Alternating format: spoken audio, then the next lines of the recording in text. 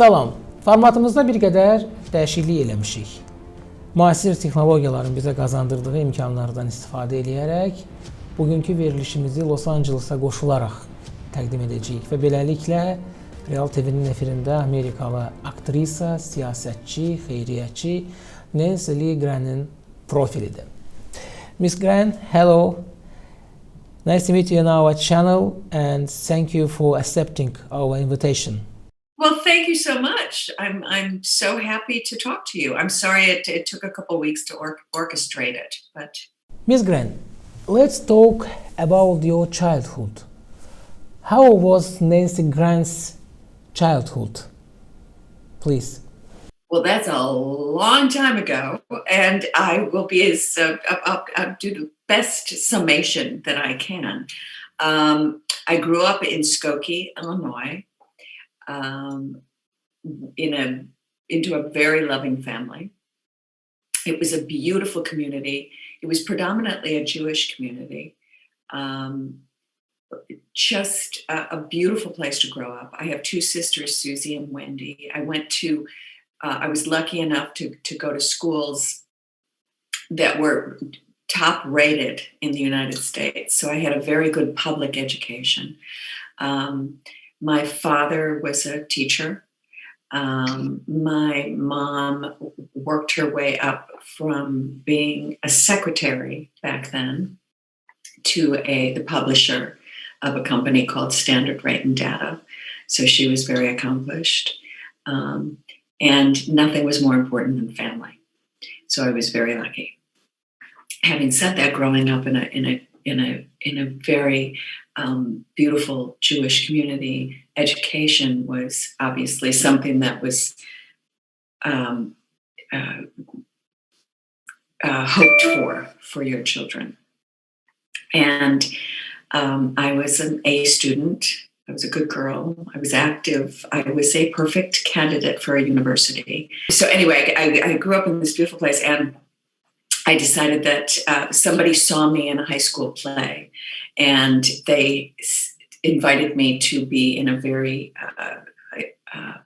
respectable repertory company and do a production there. So I left my senior year to do that, even though my teachers agreed to let me do this, and then I would for my class outside of school, and I graduated with my class.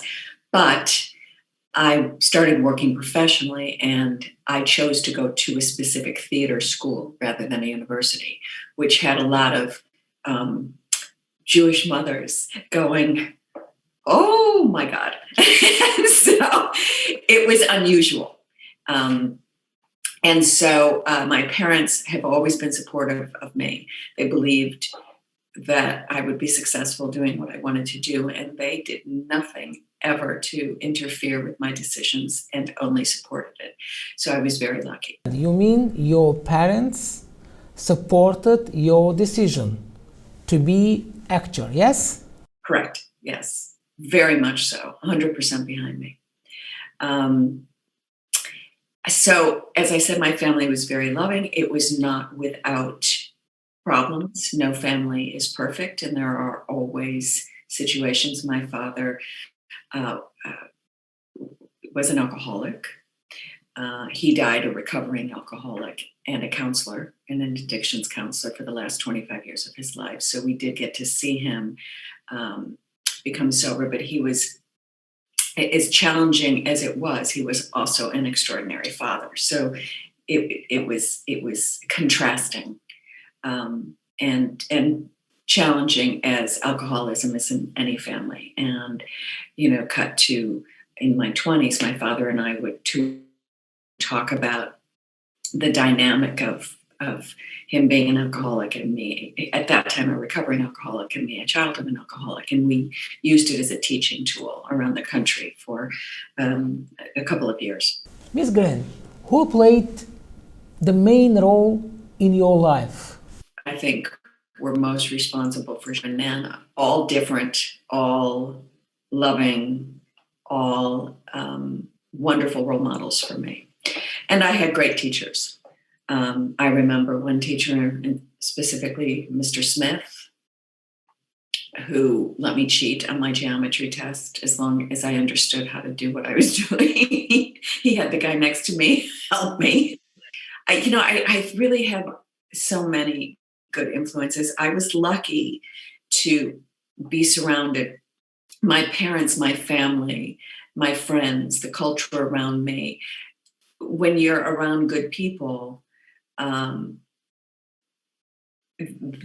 other they collect other good people, and the women in my life. My mother was an exceptional woman, a very giving woman, and so my sisters were two more. So it's my mother and my sisters, and so I had this really, and my nana, strong women who really held down the fort in terms of finances and um, stability, groundedness. My dad, what I got from my dad was I was able to sort of connect my head into the sky and dream big.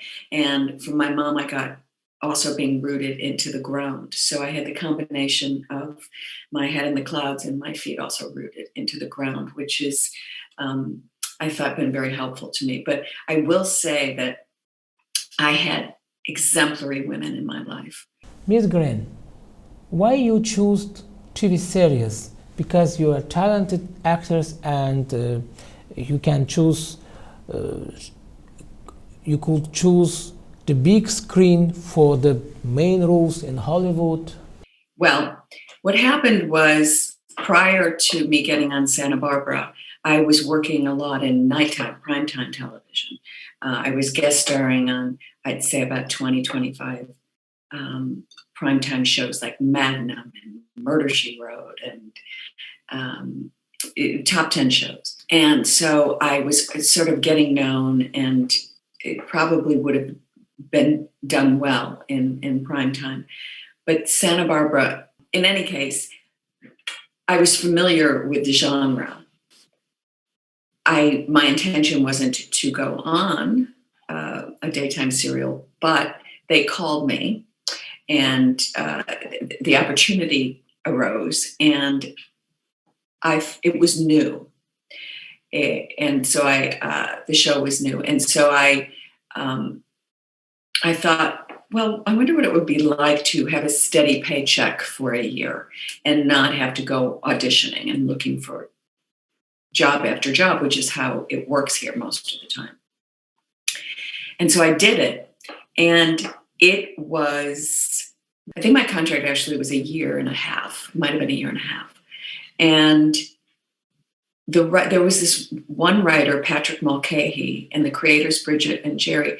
These characters were taken from Shakespearean templates. Directors would come in without shots on their sheet going, what do you guys want to do?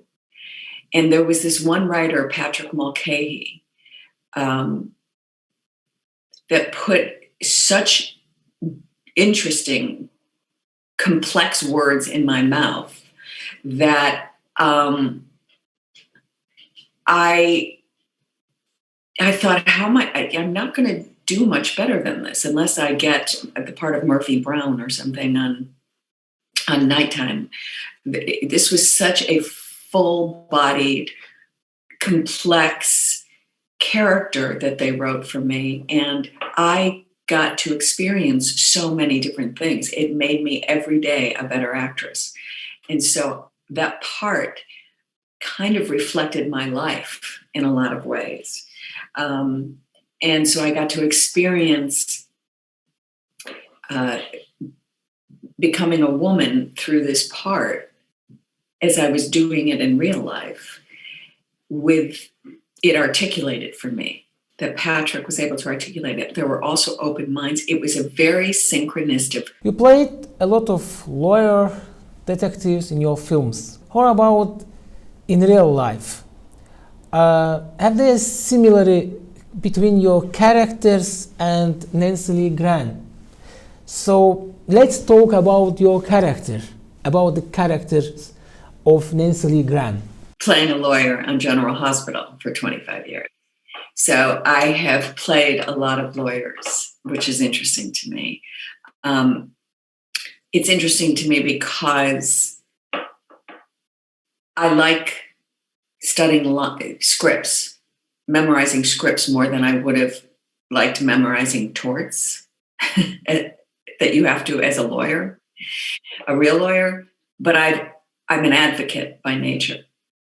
I'm a seeker of justice by nature. I want things to be fair. And I don't know if I think I came into the world that way, but it was certainly something that my mother would say about me. I think when I was 10 years old, I said, I don't understand why the woman has to take the man's last name when they get married. Well, it's not fair. Why is his name more important? I've always been for the underdog. I've always spoken out for other people. My parents, my family did that as well. We were raised to use our voices, and particularly on behalf of other people. And so my sisters are like that as well. And for ourselves. So I think the fact that I've played an advocate for so long on television is interesting, right? So because I'm doing it through a process that appeals to me, where having gone to law school would not have appealed to me. So I have a main question. So many actors in the United States then became political figures, held high position. Did you have such goal? I think I'm too emotional to be in politics. I'm not really great at not speaking my truth.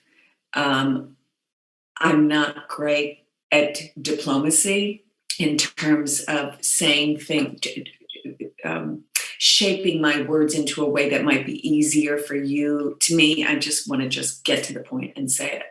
I also cry easily and I get really mad easily. And those are not good things for a politician. I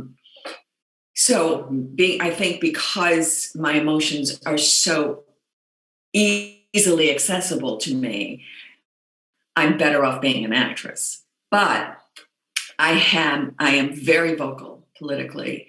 I have a soapbox, as I call it, my Twitter, my social media, which is probably one of the most engaged social medias for daytime, anyone on daytime. And it's very important to me. And when on my social media, I speak for myself. I don't speak for my show. I'm not representing anyone other than myself, but I am incredibly concerned about the state of our union and the world and what's going on in this country and what has specifically happened in this country. I've never experienced this sort of chaos. Now, where you're from, in the region you're from, and other places in the world, we probably look like utter idiots, and deservedly so. Because other people in the world have been through it, have really been through it. And we have in our country too, World War II. These are, huge things that people have suffered. That the amount of immaturity in this country and absolute absurd behavior is just, it's anguishing to me. And I'm concerned. I'm concerned because I care about other people. I'm concerned because I'm a mother, and my daughter's 24 years old. She's got a lot of life to live, and I want her to be able to live it in a democracy. Let's talk about your political and charitable activities. Could you please explain us? There have been many things that I've been engaged with and attached to over the years. Obviously, my father has a foundation that we set up, which gives students scholarships when that have gotten through addiction. I care a lot about the Smile Train because my mother had a cleft palate, and so I care about that. My sister has Crohn's disease. I care about that. My character on General Hospital had lung cancer, so I got affiliated with the Lung Cancer Association, Bonnie Adario, Lung Cancer Association, brilliant. I care about that. So it seems I do these Zoom events, and I met a woman with ALS, so we raised some money for her. I care a lot about the organization RAIN. I admittingly, and I give, it shouldn't be charity, but because of Citizens United, we have to give money to our and support them. So what I will do, because I feel like I've been a little negligent in that, because I've been so busy being an advocate for democracy and trying to get people to pay attention or be a voice for other people on my social, or send information from my social, be a source of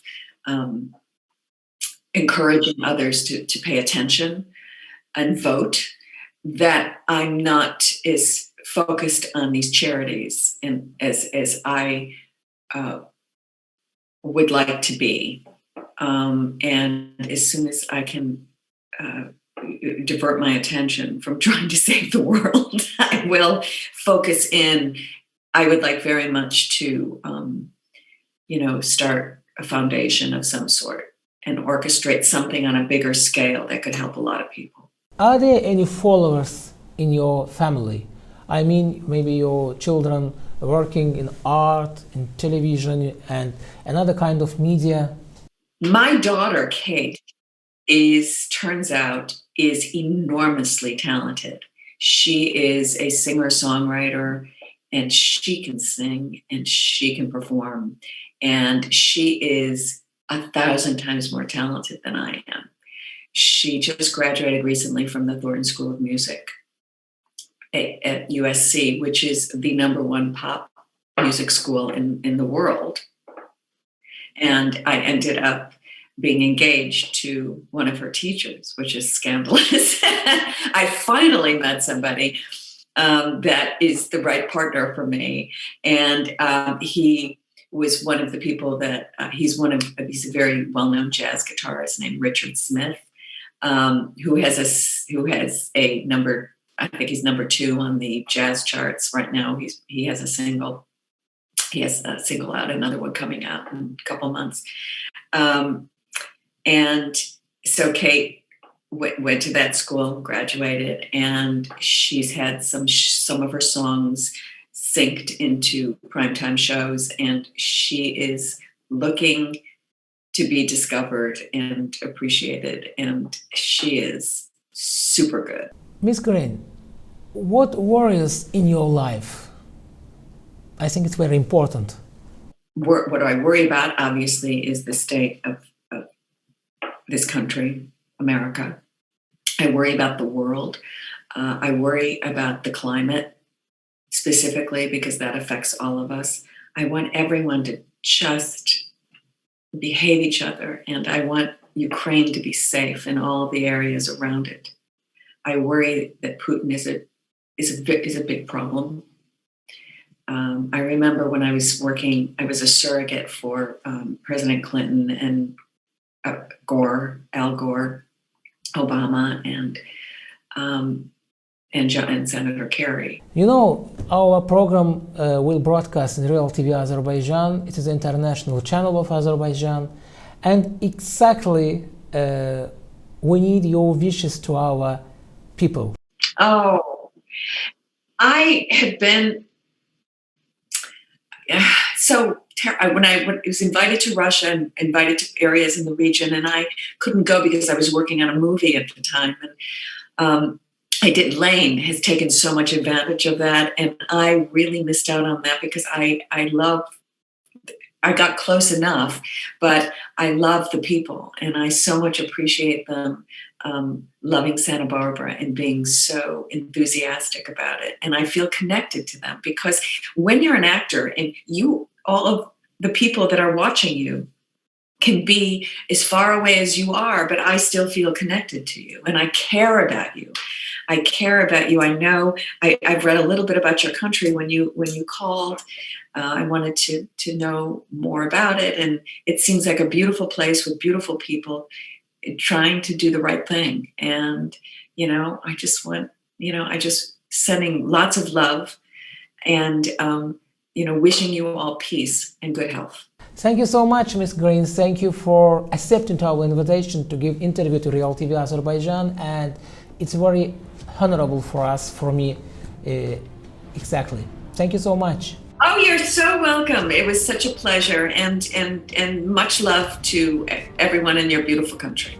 Beləliklə Real TV-də Amerikalı aktrisa, xeyriyyətçi, siyasətçi Nancy Lee Gran'in profili idi. Salamat qalın.